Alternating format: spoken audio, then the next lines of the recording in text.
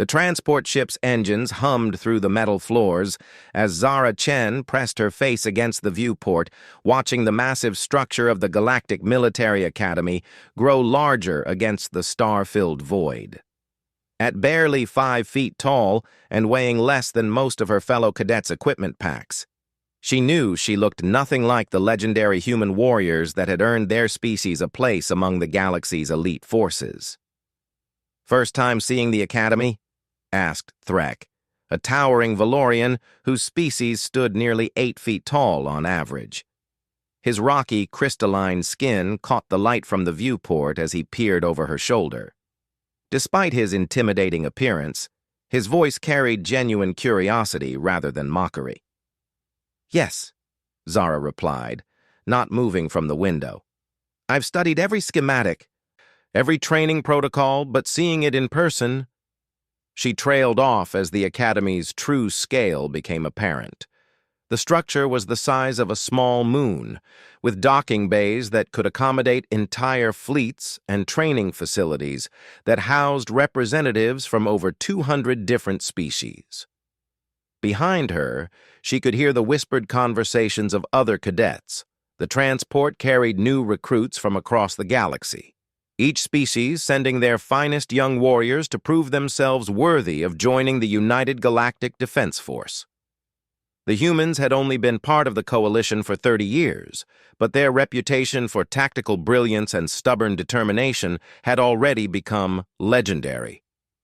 Chen Zara, human, age 19, 5 feet, 1 inch. Weight classified. The automated check-in system's voice echoed through the docking bay as she presented her identification. Several nearby cadets turned to look at her, their expressions ranging from curiosity to barely concealed amusement.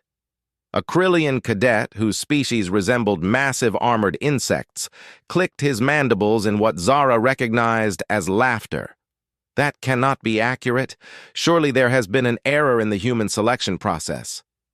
Zara felt her cheeks burn, but kept her expression neutral. She had heard similar comments her entire life. Even among humans, she was considered small and delicate. Her acceptance to the Academy had shocked everyone, including herself. The selection process was ruthless, with only 1 in 10,000 applicants making it through the physical, mental, and psychological evaluations. "The human selection process is quite thorough," came a deep, resonating voice from behind them. The entire group of cadets fell silent as a massive figure approached. Commander Vorak was a Titan, one of the largest species in known space.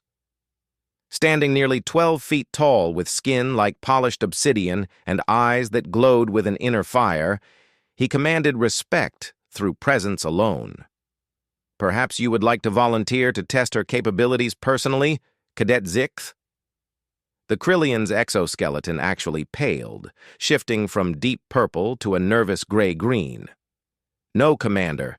My apologies." Vorak's burning gaze swept over the assembled cadets before settling on Zara. She met his eyes steadily, though every instinct screamed at her to look away. Something flickered in those ancient depths. Not dismissal or amusement, but a keen interest that made her skin prickle. "Cadet Chen," he rumbled, "report to Training Base 7 after orientation. We will see what the Human Selection Committee saw in you." The orientation proceeded in a blur of statistics, rules, and warnings. The Academy's mortality rate was 3%, low for military training, but that still meant roughly 15 cadets from their group of 500 wouldn't survive to graduation. The training would push them beyond their limits, forcing them to work together despite their vastly different physiologies, psychologies, and cultures. Zara found herself assigned to Squad Delta 9, a mixed group that included Threk the Valorian, Zixth the Krillian, who had mocked her earlier, a silent Nethys whose species communicated primarily through pheromones, and Jorak, a human from the outer colonies who stood nearly 7 feet tall and looked like he could arm wrestle a Titan. "Great," Jorak muttered under his breath as he reviewed their squad assignment. Babysitting duty. Something to say, Cadet? Zara asked quietly. Jorak's jaw tightened. Look, no offense, but I didn't work my ass off to get here just to have my squad held back by someone who looks like a strong breeze could knock her over.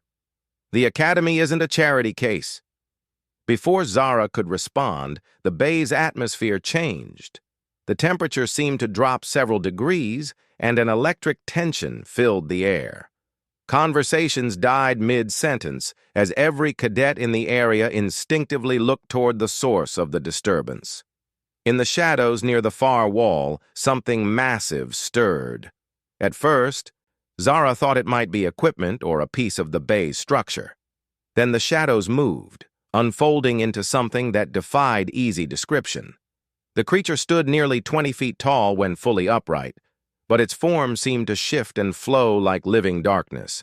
Its body was covered in what looked like scales made of crystallized starlight, each one catching and reflecting light in impossible ways. 6 limbs extended from its torso, 4 arms that ended in hands capable of delicate manipulation or devastating destruction, and 2 legs that moved with predatory grace. Its head was elongated and elegant, with features that suggested both reptilian and feline ancestry, dominated by eyes that held the deep intelligence of an ancient species. "Umbrul," whispered Threk, his rocky voice barely audible. "I thought they were extinct." The creature, the Umbrul, moved through the bay with fluid grace, seemingly unaware of the awed silence its presence commanded. Or rather, Zara realized, it was aware, but simply didn't care. This was a being that had no need to acknowledge lesser creatures unless they specifically drew its attention. The Academy's records contained only fragmentary information about the Umbrul species. They were old, possibly older than any other known sapient race. They possessed technology that bordered on the mystical and combat abilities that had never been fully documented. Most importantly, they were neutral in all galactic conflicts, showing up seemingly at random to observe, learn, or occasionally intervene for reasons known only to themselves. As the Umbrul passed their group, its ancient gaze swept over them with casual indifference. Zara felt that attention pass over her like a physical weight, and for a moment she could have sworn those star-bright eyes paused on her specifically. Then the moment passed, and the creature continued its silent patrol of the bay. "What the hell was that thing doing here?" Jorak whispered once the Umbrul had moved far enough away. "They sometimes serve as observers," Threk explained, his voice still hushed with reverence. "The records say they're studying our military techniques, but no one knows why. They never interfere, never participate. They just watch." Training Bay 7 turned out to be a massive chamber that could be reconfigured to simulate virtually any environment or combat scenario. When Zara arrived, she found Commander Vorak waiting for her alongside a selection of training equipment and what looked like a small army of monitoring devices. "Cadet Chen," he greeted her with a nod. "Your scores are interesting. Superior tactical analysis, exceptional spatial reasoning, and psychological profiles that suggest remarkable adaptability under stress. However, your physical metrics are well below Academy standards." Zara nodded. "Yes, sir. I understand the concerns. Do you?" Vorak's burning eyes fixed on her intently. "This is not merely about meeting minimum requirements. In combat, your squad mates will need to trust that you can carry your weight. If they doubt your capabilities, it could get them killed." "Then I'll have to prove myself, sir." Something that might have been approval flickered in the commander's expression. "Indeed you will. We begin with basic combat assessment. Defend yourself." The attack came without warning. Vorak moved with shocking speed for someone his size, massive hands reaching for her with calculated precision.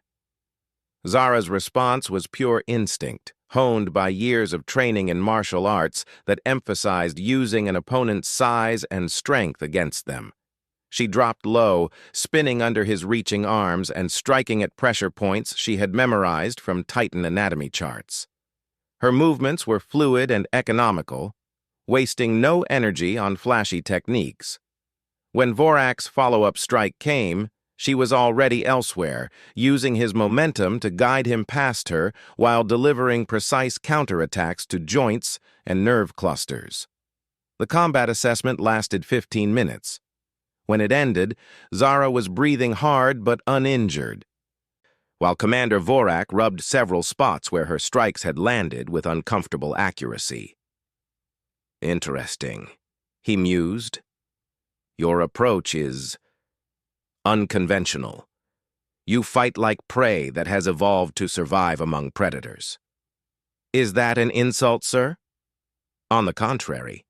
Predators are dangerous, but prey that survives becomes something far more formidable. Prey learns to think, to adapt, to turn weaknesses into weapons." He gestured to the monitoring equipment, which had recorded every aspect of their brief combat. "Your tactical assessment was flawless. You identified my weaknesses within the first 30 seconds and exploited them with surgical precision."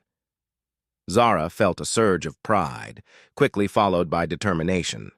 "What's next, sir?" "Team exercises. Report to Simulation Chamber Alpha tomorrow at 0800. Your squad will be running urban combat scenarios." His expression grew serious. "Cadet Chen, you will face skepticism and perhaps hostility from your peers. Some will see your size as a liability.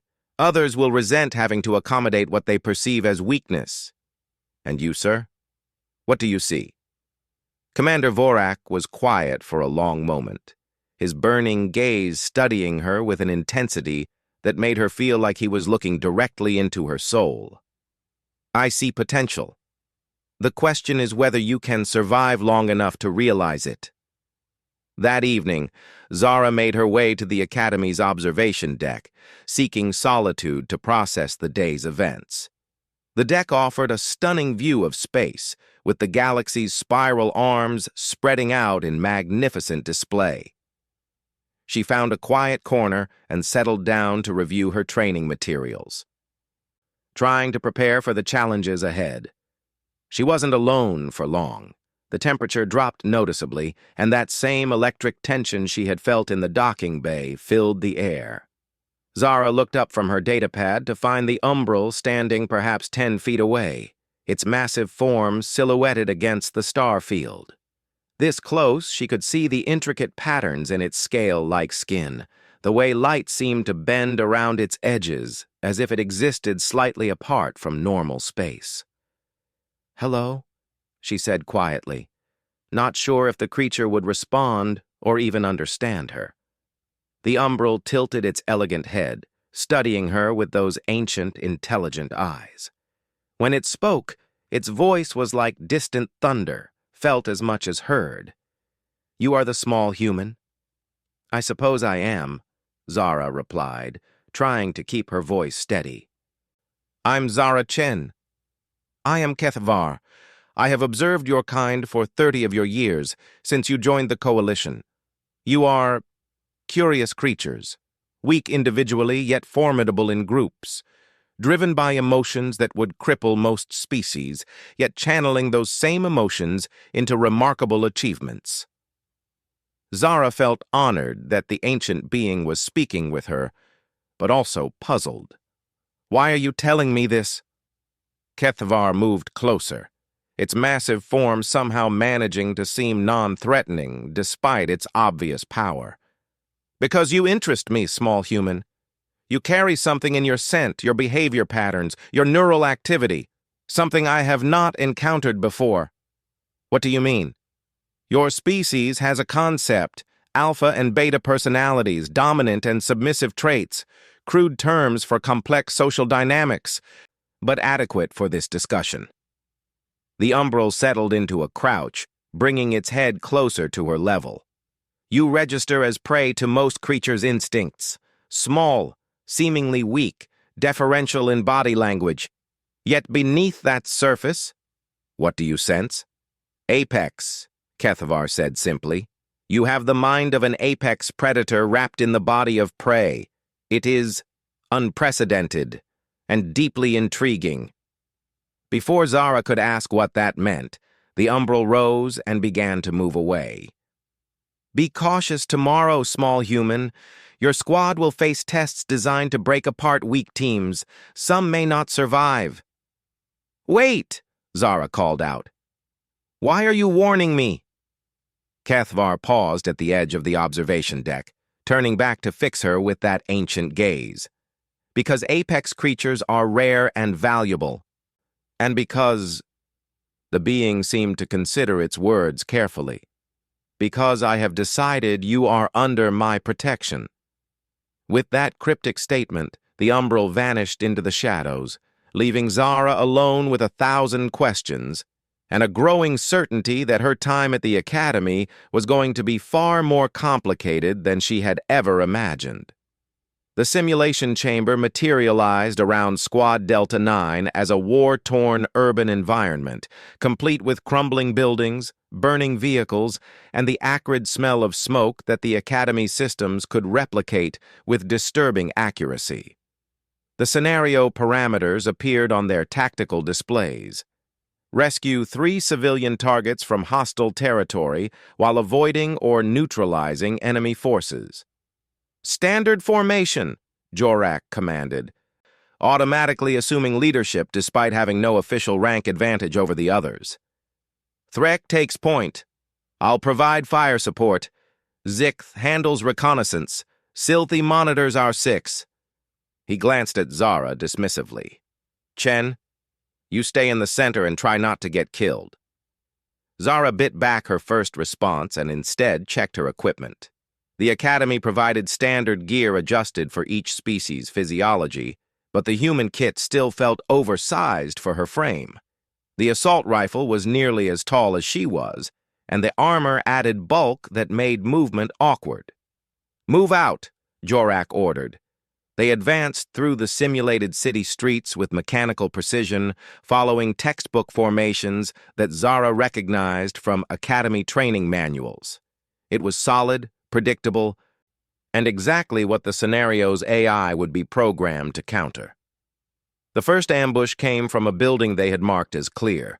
Simulated enemy fire erupted from multiple windows, pinning them behind a destroyed hover cart. Red warning lights flashed on their armor as the training system registered near hits. Suppressing fire, Jorak shouted, returning fire with his heavy weapon. Threk, can you breach that building? Negative, the Valorian replied, his rocky hide showing stress fractures from impacts. Too much concentrated fire. We need another approach. Zara studied the tactical situation while her squad mates focused on the immediate threat. The enemy positions were well placed, covering all obvious approaches with overlapping fields of fire. But there was a pattern to their targeting, a rhythm that suggested automated systems rather than living opponents. There's a drainage tunnel system, she said quietly, pulling up the area schematics on her display. What? Jorak snapped, without looking away from his target. Drainage tunnels. They run under this entire district. We could access them through that grate 50 meters to our left and come up behind the enemy positions. That's not the mission, Jorak replied. We're supposed to advance, not go crawling around in sewers. The mission is to rescue the civilians, Zara corrected. The approach doesn't matter as long as we succeed. Zikth's mandibles clicked in what might have been agreement. The small human makes sense. Current approach is resulting in mission failure. Jorak's face darkened. I'm not taking tactical advice from someone who weighs less than my equipment pack. The words hung in the air for a moment before Threk spoke up. Perhaps we should consider alternative strategies. This frontal assault is clearly not working. Fine, Jorak growled. Chen, lead the way through your tunnel system, but if this gets us killed, it's on your head. The drainage tunnels were exactly as cramped and unpleasant as expected, but they provided perfect concealment from enemy sensors. Zara led the way, her smaller size actually becoming an advantage in the confined space. She moved silently, using hand signals to guide the others and checking junction points for potential ambushes. They emerged behind the enemy positions exactly where Zara had predicted. The simulated opponents were focused entirely on the street where they had left their previous position, giving Squad Delta 9 a perfect opportunity to neutralize them from behind. "Excellent tactical thinking," Threk rumbled quietly as they secured the area. "You read the situation correctly." "Thanks," Zara replied, but she noticed Jorak's expression had grown even more hostile. Apparently, being proven right hadn't improved her standing with the self-appointed squad leader. The second phase of the exercise involved navigating a building complex to reach the civilian targets. The structure was a maze of corridors, stairwells, and rooms, many of which contained traps or hidden enemies. Standard procedure called for systematic room-by-room clearing, but Zara could see that approach would take too long. The mission parameters included a time limit, and they were already behind schedule. "We need to move faster," she observed, studying the building schematics. "Safety first," Jorak replied firmly. "We clear each room properly, or we risk walking into an ambush.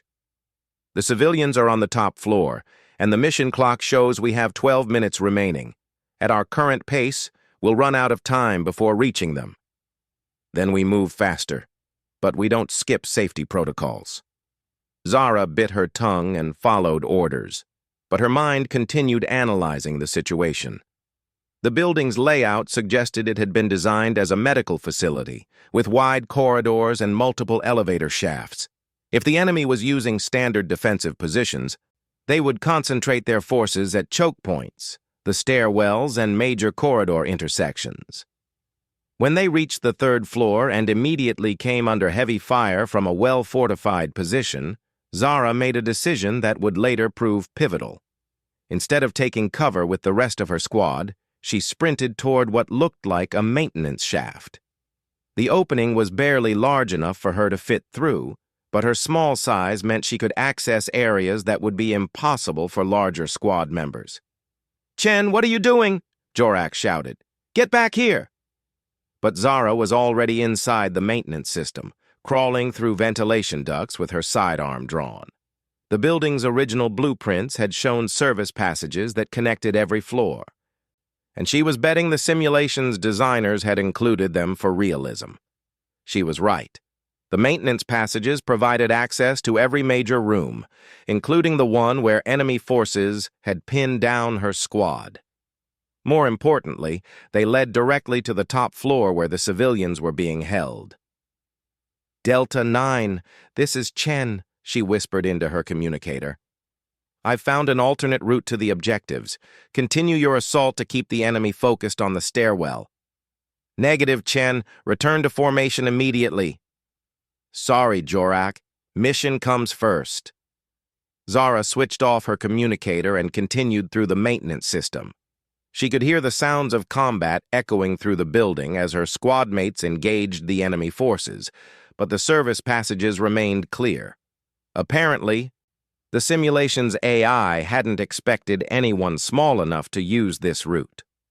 The top floor was heavily defended, with multiple enemy positions covering all standard entry points. But Zara's route brought her directly into the room where the civilian targets were being held. 3 holographic figures huddled in a corner, while automated weapon systems guarded the doors and windows. Taking out the weapons required careful timing and precise shots. Zara waited for the targeting systems to rotate away from her position, then dropped from a ceiling vent and disabled them with a series of calculated strikes to their power sources. The entire engagement lasted less than 30 seconds. "Civilians secured," she reported over the squad frequency. "Evacuating via alternate route." The response was immediate chaos. Jorak's voice exploded over the communicator, demanding explanations and threatening disciplinary action. Threk sounded concerned, but impressed. Zikth was clicking in what Zara had learned indicated excited approval.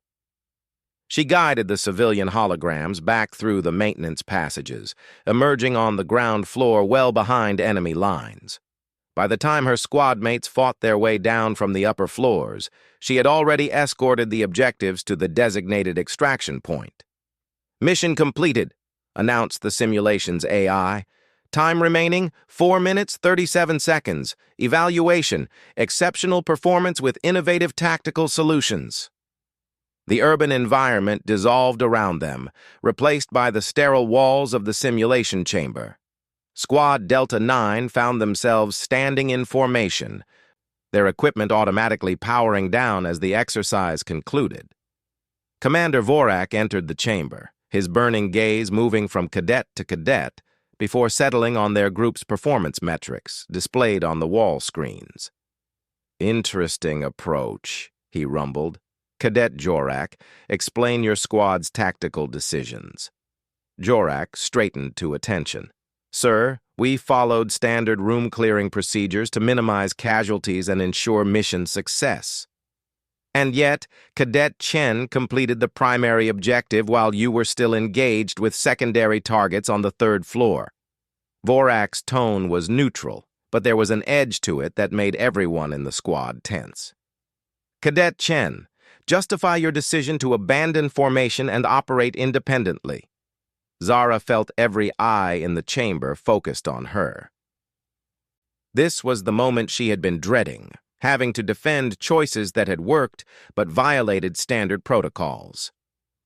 "Sir, the mission parameters prioritized speed and civilian safety over squad cohesion. My analysis indicated that conventional tactics would result in mission failure due to time constraints. I identified an alternate approach that utilized my physical advantages while allowing the rest of my squad to serve as a distraction." "Your physical advantages?" Vorak's voice carried a hint of something that might have been amusement. "Size, sir. I was the only squad member capable of accessing the building's maintenance systems. It was an asset-based tactical decision." "And you made this decision without consulting your squad leader?" Zara hesitated for a moment. "Yes, sir. In my judgment, the tactical situation required immediate action." The silence in the chamber stretched uncomfortably. Then Vorak nodded slowly. Cadet Chen's analysis was correct.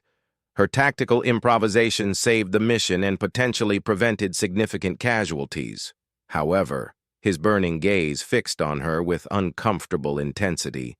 "Operating independently carries risks. Squad cohesion exists for good reasons." "Yes, sir, I understand." "Do you?" Vorak stepped closer to her, his massive form casting her entirely in shadow. "In real combat, breaking formation could result in friendly fire incidents, loss of communication, or abandonment of wounded teammates. Are you prepared to accept those risks?" "I would never abandon wounded teammates, sir." "Yet you abandoned your formation." "To complete the mission, sir." "The civilians were the priority." Vorak studied her for a long moment, then turned to address the entire squad. "You have all learned valuable lessons today. Cadet Jorak, your adherence to protocol provided stability and security. Cadet Chen, your tactical flexibility achieved the objective. Both approaches have merit, but neither is complete without the other." The commander moved toward the exit, then paused. "Squad Delta 9 will continue working together. You will learn to integrate your different strengths, or you will fail as a unit. Dismissed." As the other cadets filed out of the chamber, Zara found herself walking alongside Threk. The massive Valorian was unusually quiet, his crystalline features reflecting the chamber's lights in complex patterns. "You're not what I expected," he said finally. "What did you expect?" "Weakness, fragility, something requiring protection." He glanced down at her with what might have been respect. "Instead, I find myself wondering what other surprises you're hiding." Before Zara could respond, they entered the corridor leading back to the main academy areas. The space was filled with cadets from other squads, comparing notes on their own simulation exercises and discussing the day's training. The atmosphere changed the moment they appeared. Conversations died as dozens of eyes turned toward their group, specifically toward Zara. Word of her unorthodox success had apparently spread quickly through the Academy's gossip networks. "Is it true you crawled through air ducts?" asked a Helian cadet whose species resembled bipedal lizards. "Did you really complete the mission solo?" added another voice from the crowd. Zara felt uncomfortable with the sudden attention. "It was a squad effort," she replied diplomatically. "Everyone contributed to the mission's success." "That's not what we heard," someone called out from the back of the crowd. "We heard you ignored orders and went off on your own." The accusatory tone made Zara's cheeks burn, but before she could respond, Jorak pushed through the crowd with an expression of barely controlled anger. "That's enough," he snapped. "Whatever happened in the simulation stays with the squad. We don't air our tactical discussions in public." Despite their disagreements, Zara felt grateful for his intervention. Squad unity was apparently more important to him than his personal grievances with her decisions. "There seems to be considerable interest in your performance, Cadet Chen." The voice came from above them, and every cadet in the corridor immediately fell silent and looked up. Kethvar hung from the ceiling like a massive shadow, his dark form perfectly motionless despite the impossible angle. His star-bright eyes were fixed directly on Zara. Yes, sir," she replied, not sure of the proper protocol for addressing an umbral. "Curious?" the ancient being mused, dropping down to land with surprising grace among the crowd of cadets. Up close, his presence was even more overwhelming, and Zara noticed that several of the other students had involuntarily stepped backward. Small actions creating large ripples, the galaxy's attention focusing on unexpected points of light. "I don't understand," Zara said honestly. "You will," Kethvar replied cryptically. Then his attention shifted to encompass the entire crowd of cadets. "This one is under my observation. Any who would cause harm should carefully consider their motivations." The statement sent a chill through the corridor. An umbral's protection was not something anyone would challenge lightly, but it also raised uncomfortable questions. Why would one of the galaxy's most mysterious and powerful beings take interest in a human cadet who had barely completed her first day of training? "Sir," Jorak said carefully, "may I ask why you're interested in our squad member?" Kethvar's ancient gaze fixed on the large human with what might have been amusement. "You may ask. I am not obligated to answer." The umbral paused, seeming to consider his words. "But I will say this. Your species has a saying about judging books by their covers. Perhaps it is time you all learn to read more carefully." With that, the massive being simply faded away, not walking or flying, but somehow becoming one with the shadows until he had vanished entirely. The corridor erupted in whispered conversations as cadets tried to process what they had just witnessed. Zara found herself at the center of a storm of speculation and rumor that she was completely unprepared to handle. "Well," Threk said quietly, his rocky voice carrying a note of dark humor, "I believe your time at the Academy just became significantly more complicated." Zara nodded, watching the crowd of cadets slowly disperse while shooting curious glances back at her. She had wanted to prove herself through hard work and dedication, not become the subject of galaxy-wide intrigue involving ancient beings with mysterious agendas. But as she made her way back to her quarters, she couldn't shake the feeling that this was only the beginning. Something larger was building around her, something that would test not just her tactical abilities, but her understanding of her place in the galaxy itself. The question was whether she would be strong enough to handle whatever was coming next. 3 weeks later, the Academy's emergency alarms shattered the artificial night cycle, red warning lights bathing the corridors in pulsing crimson as cadets scrambled from their quarters in various states of readiness. Zara had been deep in tactical analysis studies when the alerts began, and she grabbed her gear with practiced efficiency born of endless drills. All cadets report to Assembly Bay 1 immediately. Commander Vorak's voice echoed through the Academy's communication systems. This is not a drill. Repeat, this is not a drill.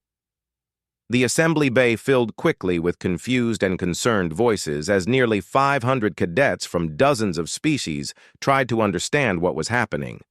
The Academy had never called a full emergency assembly during Zara's time there, and the senior staff's grim expressions suggested this was no ordinary training exercise. Commander Vorak stood at the center of the bay, his massive form commanding immediate silence as he began to speak. 6 hours ago, long-range sensors detected an unidentified fleet approaching the Kepler research station. The station has gone silent, and preliminary reconnaissance suggests a hostile force of unknown origin. A murmur of concern rippled through the assembled cadets. The Kepler research station was home to over 50,000 civilians and some of the galaxy's most advanced scientific projects. Its destruction would be both a humanitarian disaster and a significant blow to the Coalition's technological advancement. Due to the station's strategic importance and the civilian population at risk, Admiral Koreth has authorized the deployment of Academy resources in a support capacity, Vorak continued. Selected squads will accompany the relief fleet to provide additional personnel for evacuation and reconnaissance missions. Zara felt her stomach clench with a mixture of excitement and terror. Real combat deployment was the ultimate test for any military cadet. But it also meant genuine life-or-death stakes rather than simulation exercises. Squad Delta 9, report to Briefing Room 7, Vorak announced, along with several other squad designations. Deployment in 4 hours. The briefing room was a study in controlled tension as Squad Delta 9 reviewed their mission parameters. They would be attached to the UGS Intrepid, a heavy cruiser tasked with establishing a secure perimeter around the research station while evacuation operations proceeded. Intelligence is limited, explained Lieutenant Commander Shrix, a Aquarian whose blue-scaled skin reflected the briefing room's lights. The hostile fleet consists of at least 12 vessels of unknown configuration, no response to communication attempts, and their energy signatures don't match any known technology in our databases. Zix's mandibles clicked nervously. Unknown technology could indicate anything from experimental weapons to first contact scenarios. Or worse, Jorak added grimly. It could be something from outside our galaxy entirely. Zara studied the tactical displays showing the limited sensor data from the area around Kepler Station. The enemy fleet's formation was unlike anything she had seen in her tactical studies. Not the organized patterns of most military forces, but something more organic and unpredictable. "What's our specific assignment?" she asked. "Reconnaissance and civilian evacuation," Shrix replied. "Your squad will be deployed to the station itself to gather intelligence on enemy capabilities and assist in evacuation operations. The mission timeline is critical. We estimate 6 hours maximum before enemy forces complete whatever operation they're conducting." 4 hours later, Zara found herself strapped into a military transport that was accelerating away from the Academy at speeds that made her stomach lurch. Through the viewport, she could see other ships forming up into a relief fleet, cruisers, destroyers, and support vessels from a dozen different species, their combined firepower representing one of the most formidable forces the Coalition had assembled in years. "First time in real combat?" Threk asked, his rocky features showing stress fractures that indicated significant anxiety. "For all of us," Zara replied. "You?" "My people have a saying. The mountain does not fear the storm until it feels the lightning." He managed what might have been a smile. "I believe we are about to feel the lightning." The Kepler research station hung in space like a miniature city, its gleaming corridors and research facilities dark and silent as the relief fleet approached. Enemy vessels surrounded it in a loose perimeter, their organic curves and pulsing energy patterns unlike anything in Coalition databases. "Those ships," whispered Silthy, the Nethys cadet whose species rarely vocalized. "They feel wrong, like death and hunger given form." Zara studied the enemy formations through the transport's enhanced sensors. Silthy was right. There was something fundamentally disturbing about the way the ships moved, as if they were alive rather than constructed. "Contact in 30 seconds, announced the transport pilot, deploying countermeasures and initiating evasive maneuvers. The next few minutes were a blur of violent motion, as their transport dodged between energy beams that could vaporize a small moon. The enemy weapons fired in patterns that seemed random, but somehow always managed to bracket their course with devastating accuracy. "These things are predicting our movements," Jorak observed, his knuckles white as he gripped his restraints. "They're learning our evasive patterns in real time." "That should be impossible," Zicht replied. "No AI system is that adaptive without extensive programming."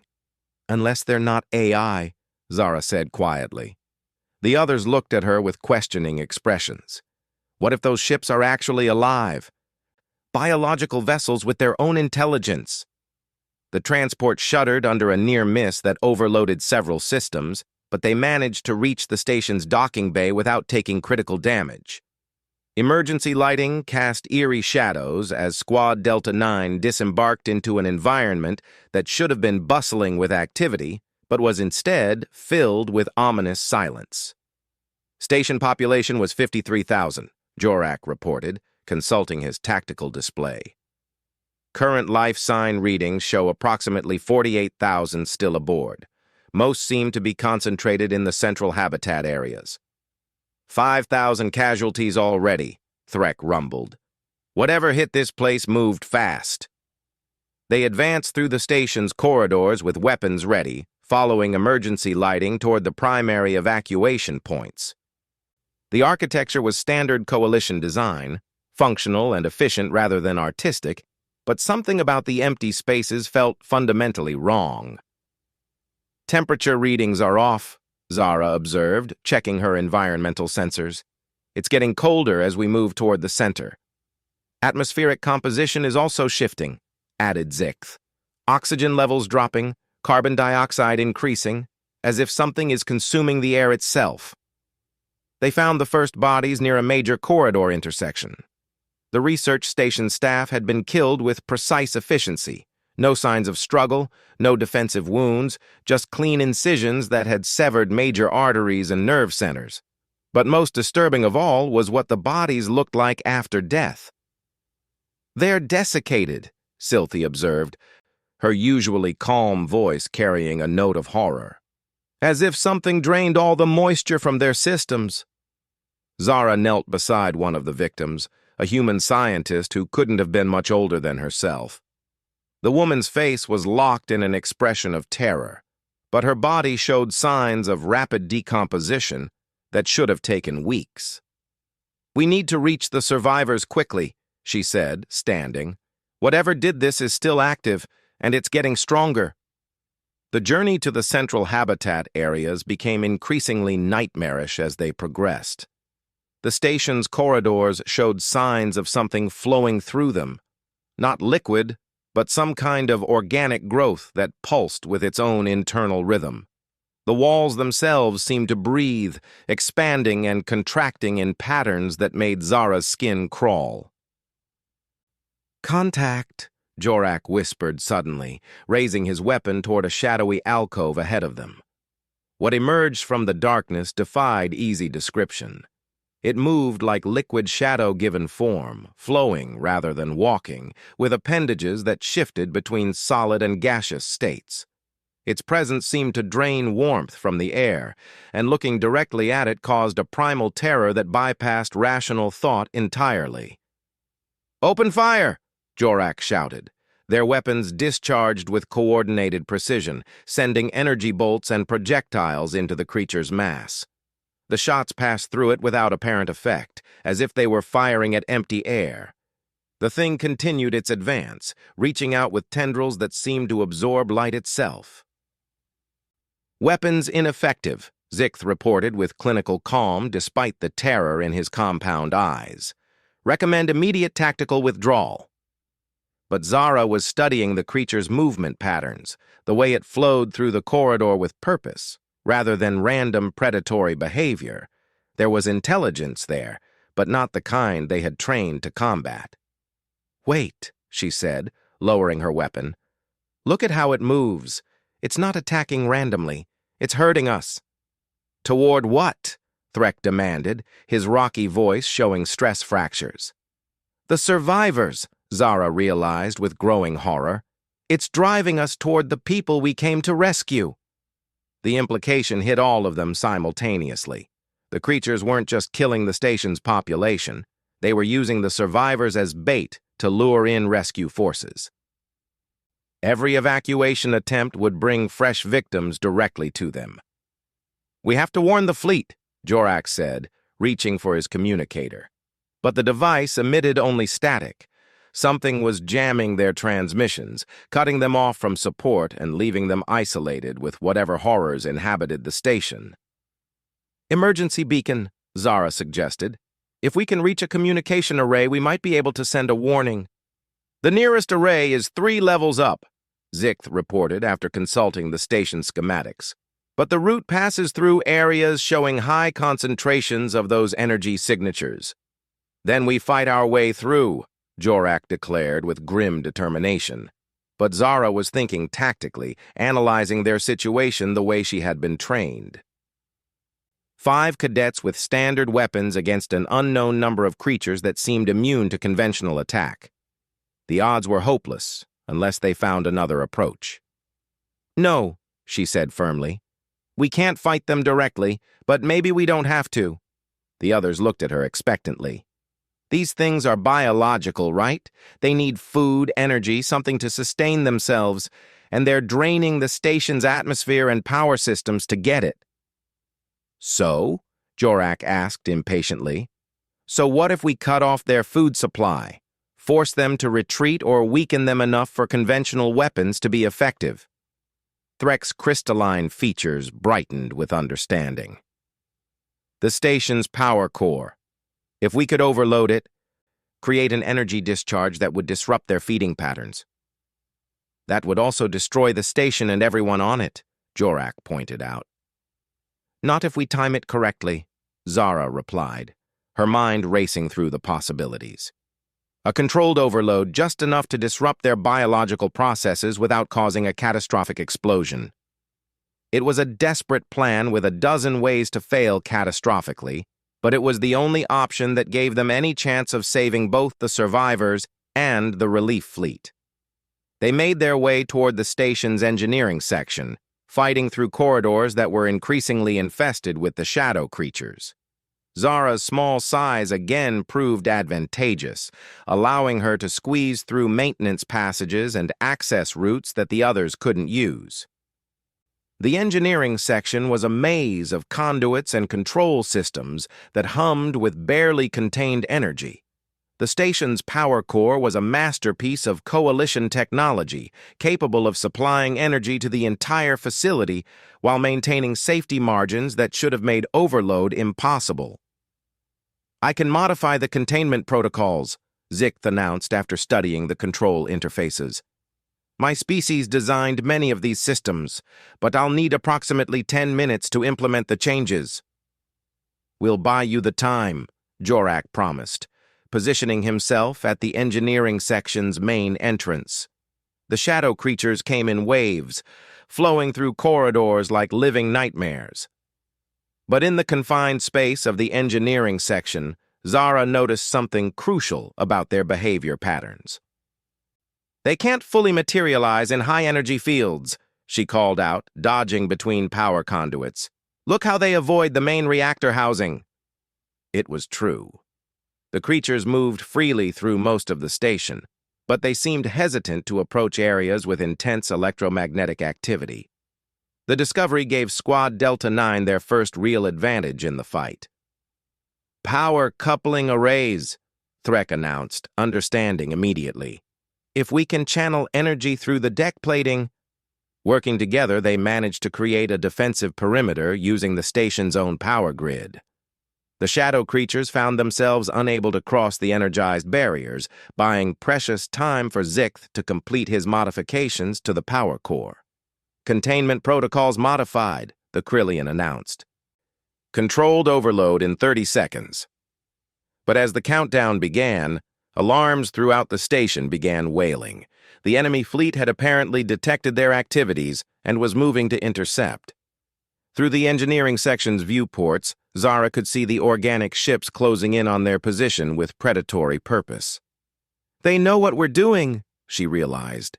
"They're going to destroy this section before the overload completes." "Then we hold this position," Jorak declared with finality. "Whatever happens, that overload has to complete." The next 20 seconds felt like hours as enemy fire began impacting the station around them. The engineering section shook under devastating bombardment, but the power core's massive shielding held against the assault. 5 seconds, Zikth announced.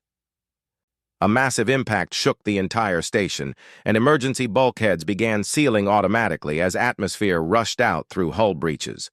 But the power core completed its sequence, sending a controlled energy pulse through every system on the station. The effect on the shadow creatures was immediate and dramatic. They writhed and contracted as if in agony, their forms becoming more solid and vulnerable. For the first time since the battle began, conventional weapons began having an effect on them. "It's working," Threk shouted, his weapon finally registering hits on the creatures. But their victory was short-lived. The energy pulse that had weakened the creatures had also damaged the station's life support systems. They had perhaps an hour of breathable atmosphere remaining, and the evacuation ships were still fighting their way through the enemy fleet. "New plan," Zara announced, studying the tactical situation. "We get to the survivors and hold out until the fleet can reach us." What followed was a running battle through station corridors that were now filled with weakened but still dangerous creatures. Squad Delta 9 fought their way toward the central habitat areas, their modified weapons finally proving effective against enemies that had seemed invincible just minutes earlier. They found the survivors huddled in the station's main auditorium, nearly 50,000 frightened civilians from dozens of species. The evacuation ships had managed to extract only a few thousand before the enemy fleet's assault made further operations impossible. "Perimeter defense," Jorak ordered, and for once, Zara found herself in complete agreement with his tactical assessment. They established defensive positions around the auditorium's entrances, using furniture and equipment to create barriers that channeled the creatures into kill zones. The shadow beings continued their assault, but they were noticeably weaker now, more vulnerable to conventional weapons. The siege lasted for 3 hours. Squad Delta 9 held their positions against wave after wave of attackers, their ammunition running low and their energy failing. Several times, Zara found herself fighting creatures that had bypassed the main defensive lines, her small size and agility proving crucial in protecting civilians who couldn't defend themselves. It was during one of these close encounters that Kethvar appeared. The umbral materialized from shadows that shouldn't have existed in the brightly lit auditorium, his massive form moving with fluid grace between the attacking creatures. Where he passed, the shadow beings simply ceased to exist, not destroyed but somehow negated on a fundamental level. "Interesting opponents," he observed, his thunderous voice carrying easily over the sounds of combat. "They exist partially outside normal space-time, which explains their resistance to conventional weapons." "A little help here would be appreciated," Jorak called out, firing at a creature that was trying to flank their position.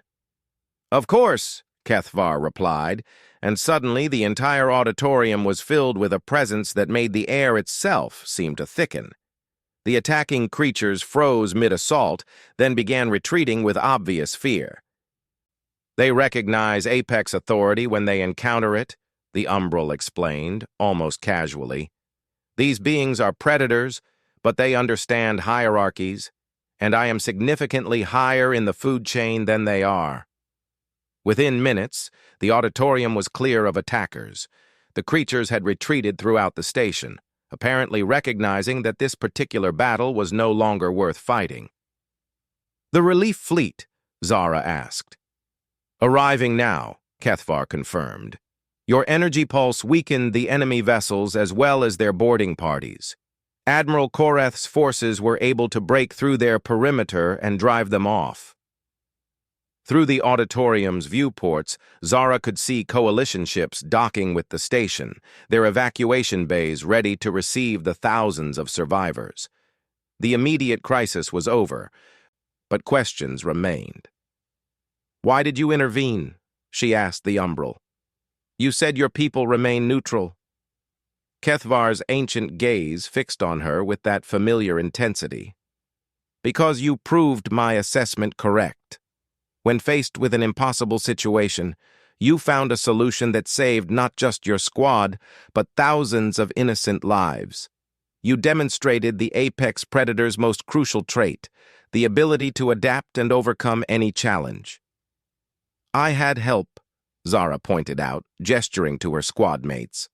"Indeed, and the ability to inspire loyalty and cooperation in others is perhaps the most important leadership quality of all." The Umbral moved closer, his massive form somehow managing not to seem threatening. "You will face greater challenges ahead, small human. Forces that make these shadow creatures seem like minor inconveniences. But I believe you will meet those challenges with the same courage and intelligence you showed today." Before Zara could ask what he meant by future challenges, Cathvar had faded back into the shadows, leaving Squad Delta 9 alone with the evacuating civilians. "Well," Threk said after a moment of stunned silence, "I suppose we passed our first real combat assessment." Jorak was quiet for a long moment, studying Zara with an expression she couldn't quite read. Finally, he spoke. "I owe you an apology. I thought your size made you a liability. Turns out you've got more tactical sense than the rest of us combined." "We all contributed," Zara replied diplomatically. "Yeah, but you saved us all," Zikth added, his mandibles clicking in approval. "Your analysis of the creature's weaknesses, the power core modification plan, the defensive strategies. Without your thinking, we'd all be dead." As they boarded the evacuation transport that would take them back to the academy, Zara reflected on the events of the past few hours.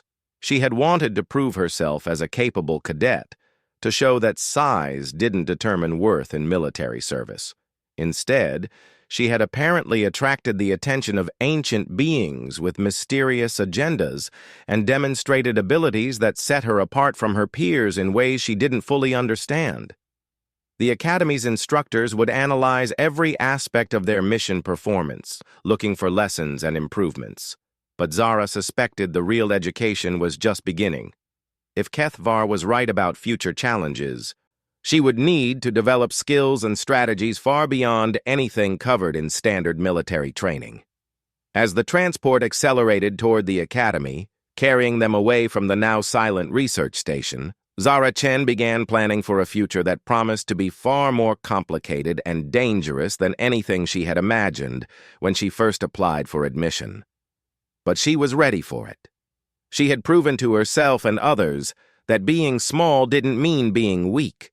Sometimes the smallest person in the room was exactly who the galaxy needed to solve its biggest problems.